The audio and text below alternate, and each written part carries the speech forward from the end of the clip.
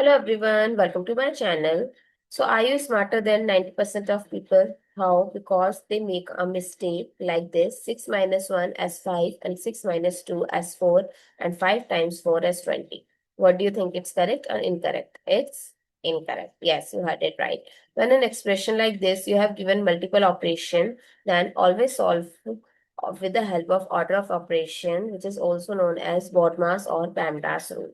Comment down below in your country what you called it. As per this rule, first solve the bracket, then off, then division, multiplication. Both have same priority. Similarly, addition and subtraction. So first we solve the multiplication. So 1 times 6 is 6 minus 2.